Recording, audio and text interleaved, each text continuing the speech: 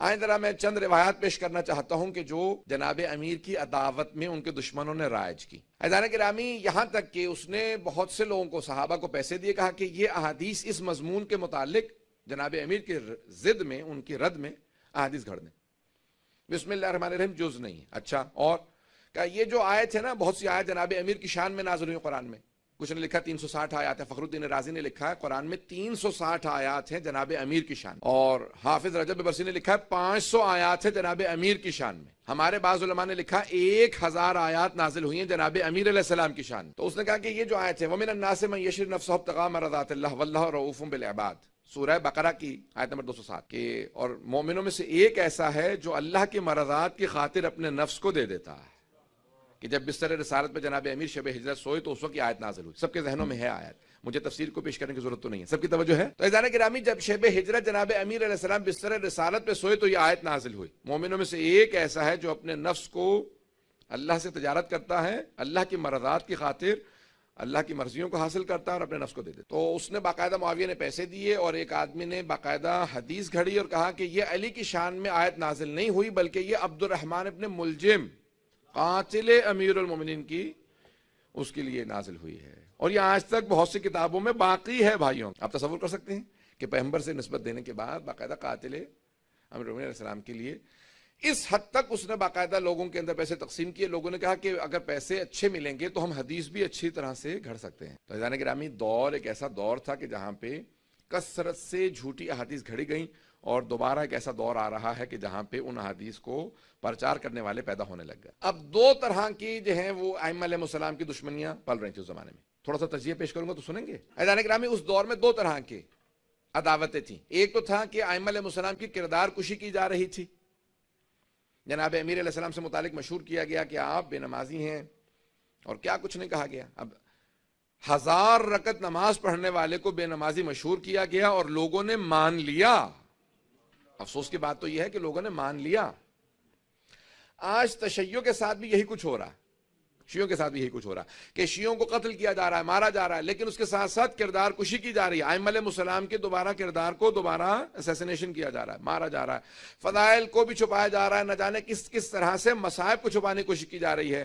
اور دو طرح کی موومنٹس چل رہی ہیں جس کے لیے بے انتہا عالمی طور پہ تکفیریت نے پیسہ لگایا ہے، اور وہ بہت سے مسائل پھر خود تشیع کے اندر انجیکٹ کر دیے جاتے ہیں اور ہمارے درمیان میں بھی چلنے لگتے ہیں، اور ہم باقاعدہ آپس میں لڑنے لگتے ہیں ان مسائل۔ اور ہمارے یہاں بہت بڑی مصیبت یہ ہے کہ کوئی بھی چیز اب باہر سے انجیکٹ کر دی جائے تو فوراً اس پہ، چاہے ہم بعد میں تسلیم نہ کریں، کچھ عرصہ اس پہ بحث و مباحثہ چلتا رہتا ہے، ایک آدھ مہینہ تو ہم ضائع کر ہی لیتے ہیں۔ اور سب سے بڑا جب سے یہ سوشل میڈیا آیا ہے نا، دو ادوار میں مزاحیہ طور پہ ہی سمجھ لیں اس کو، دو ادوار میں کثرت سے احادیث گھڑی گئی، ایک بنو امیہ کے دور میں اور ایک آج۔ اس زمانے میں بھی جتنی عداوت اہل بیت ہو سکتی تھی انہوں نے چلا دی، اور آج کل سوشل میڈیا پہ تو ایک فیشن ہے کہ وہ چاہے وہ اسٹالین کا کسی کا بھی قول ہوگا ائمہ علیہ السلام کے نام سے منسوب کر چلا دیا جاتا ہے، اس کے بعد نہ کوئی تحقیق کرتا ہے، نہ پوچھتا حوالہ کون سا تھا اس کا، کس حوالے سے تم نے پیش کیا، کس معصوم کا کس حدیث کے اندر، کس کتاب کے اندر حوالہ، کوئی مدرک نہیں دے۔ اور آج داخلی طور پہ شیعوں کو انتشار کا شکار بنا دیا، اور آج ہم جتنا داخلی طور پہ اپنے اندر ہی لڑ رہے ہیں، ہمیں کسی دشمن کی ضرورت ہی نہیں رہی ہے۔ اور دو گروہ باہر سے ایک ایسے مسلط کر دیے گئے ہیں کہ داخلی طور پہ جو مین سٹریم شیعہ ہیں وہ ختم ہوتے چلے جا رہے ہیں۔ اور سے سنیے گا، تجزیہ سنیں گے، زیادہ باتیں بری تو نہیں لگ رہی ہیں، اور سے سنیں گے تجزیہ۔ عزیزان گرامی، دو ایسے گروہ کہ جو اب سے 20-30 سال پہلے بھی بہت کم تھے، 1% بھی نہیں تھے، آج وہ اچھے خاصے بڑے گروہ بن چکے۔ دو گروہ کہ جن کو انفلٹریٹ کیا گیا باہر سے، باقاعدہ تشیع کے اندر داخل کیا گیا، یا نظریات کو کسی بھی طریقے سے، اب ہمارے ہاں داخلی طور پہ وہ نادان دوستوں کی کمی تو ہوتی نہیں ہے کسی بھی دور کے اندر۔ اب اس کے اندر دو گروہ، ایک تو جس کو کہہ لیجئے کہ نصیریت کا گروہ داخل کیا گیا، دوسری طرف سے تکفیریت کا، شیعہ تکفیری جسے کہتے ہیں، آپ شیعہ وہابی بھی کہہ لیں، پتہ نہیں کتنے الفاظ ہیں اب تو مجھے۔ شیعہ تکفیری بھی موجود ہے، جس طرح سے باہر تکفیری ہیں ہمارے ہاں بھی تکفیری موجود۔ اب یہ دو گروہ باقاعدہ ساتھ ساتھ مین سٹریم میں داخل ہونے کی کوشش کر رہے ہیں، اور وہ باقاعدہ مین سٹریم شیعوں کو ختم کرتے چلے جا، اور اس کا شکار کون ہو رہا ہے؟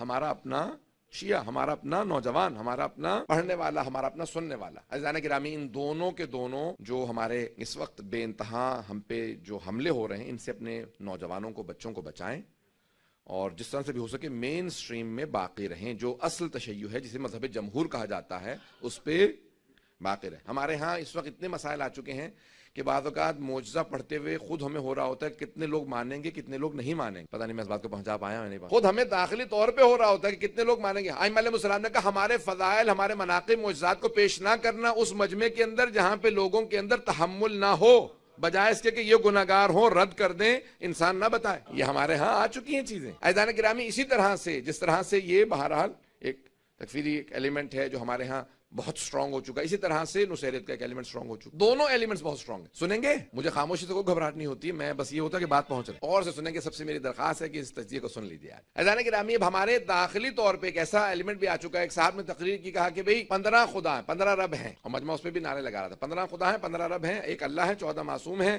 یہ بھی رب ہیں. جب یہ 14 مل جاتے ہیں تو اللہ بن جاتا ہے، جب الگ ہوتے ہیں تو پھر یہ 14 معصوم بن. دوسرے نے کہا کہ یہ بے وقوف آدمی تھا، اس نے بالکل غلط تقریر کی ہے.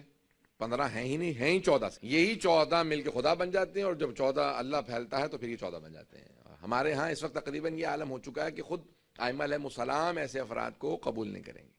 اسی طرح سے تکفیریت کی جو ائمہ علیہ السلام کے قطعاً کسی بھی طرح کے معجزات سننے کے لیے تیار نہیں ہے. مسلمات کو پیش کر دیجئے، آیات سے معجزات کو پیش کر دیں، علم کو پیش کر دیں، تو بہت سے سننے والے شیعہ مجمع کے اندر رد کر دیتے ہیں، ہمیں قبول نہیں ہے، معجزہ کوئی نہ پڑھے. یہ دو اس وقت ایلیمنٹ اتنے سٹرونگ ہو چکے ہیں، اتنے قوی ہو گئے شیعوں کے درمیان میں کہ آج ہمیں تعجب ہو رہا ہے کہ انسان کیا پڑھے خود شیعوں کے درمیان میں اور کیا نہ پڑھے. پتہ نہیں توجہ ہے یا نہیں. ہمیں داخلی طور پہ دونوں ایلیمنٹ سے اپنے آپ کو بچانا ہے کہ ائمہ علیہ السلام کے نہ معجزات فضائل کے اوپر کوئی شبہ ذہن میں آنے دیں، اور نہ ہی توحید کے خلاف کوئی اپنے ذہنوں میں شبہ ہے. مجھے نہیں پتا کس حد تک لوگ میرے ساتھ ہیں اس وقت اور کس حد تک سن رہے ہیں اس بات. عزیزان گرامی جس حد تک ہو سکے اپنے آپ کو، اچھا ہمارے ہاں ایک ایسا گروہ ہے کہ جو کسی نہ کسی ایک گروہ سے تھوڑا سا سافٹ کارنر بنا لیتا ہے، اور کیا کرتا ہے میں مین سٹریم میں ہوں لیکن تھوڑا سا میرے لیے دل میں خدا نہ خاصا سافٹ کارنر ہے نصیریوں کے لیے، میرے دل میں تھوڑا سا سافٹ کارنر تکفیریوں کے لیے. اتنی نمازیں تو پڑھتے ہی ہیں نا، کیسے رد ہو سکتے ہیں؟ حافظ قرآن ہے. یا نصیریوں کے لیے مولانا خدا ہی مانتے ہیں اور کیا کرتے ہیں. عزیزان گرامی دونوں کی سخت مذمت آئی ہے. ائمہ علیہ السلام خود فرماتے ہیں کہ ہم جتنے انبیاء آئے، جتنے ائمہ علیہ السلام آئے، وہ مسلسل توحید کے اس عقیدے کو بچانے کے لیے آئے ہیں. اگر آپ توحید کے عقیدے کو رد کر دیں تو آپ نے ائمہ علیہ السلام کی رد کر دی ہے. پتہ نہیں بات واضح ہے نہیں. تو یہ ایک سافٹ کارنر کیسے آ سکتا ہے دلوں کے اندر، نرم گوشہ آ جانا کہ ہمارے دل میں ایک نرم گوشہ ہے فلاں عقیدے کے لیے. نہیں، مسلمات کے خلاف کوئی بھی کیسی بھی بات کرے، ہمارے لیے ہمارے دلوں میں کوئی سافٹ کارنر نہیں ہونا چاہیے. جس طرح سے ہمارے لیے توحید کا عقیدہ مسلم ہے، اسی طرح سے عدل کا عقیدہ مسلم ہے، اسی طرح سے نبوت کا عقیدہ مسلم ہے، اسی طرح سے ولایت و امامت کا عقیدہ مسلم ہے، اسی طرح سے قیامت کا معاد کا عقیدہ مسلم ہے. ہمیں کسی بھی عقیدے پہ کوئی سمجھوتا نہیں کرنا، چاہے چاند پہ علی لکھا ہو نہ لکھا ہو، ہمیں علی کو حق ماننا ہے. عزیزان گرامی کل اللہ امتحان کی غرض سے، ویسے مثال دے رہا ہوں ایسا ہونے والا نہیں ہے لیکن مثال دے رہا ہوں، کل اللہ امتحان کی غرض سے علی کا نام مٹا کے کسی اور کا نام لکھ دے تو آپ اسے مان لیں گے؟ پتہ نہیں توجہ ہے نہیں ہے. نہ کہ حلوائیں نام ویسے پہنچ جائیں. عزیزان گرامی کسی اور کا نام وہاں پہ لکھا ہوا آ جائے تو کیا آپ اسے مان لیں گے؟ اپنا عقیدہ مسلم ہونا چاہیے. ہم نے علی کو چھوڑنا نہیں ہے، دوسروں کو ماننا نہیں ہے. عزیزان گرامی اپنا عقیدہ مسلم ہونا چاہیے، انسان کے لیے واضح ہونا چاہیے. اسی لیے چھٹے امام نے فرمایا کہ یقین کی نیند، شک کی نماز سے یقین کی نیند بہتر ہے.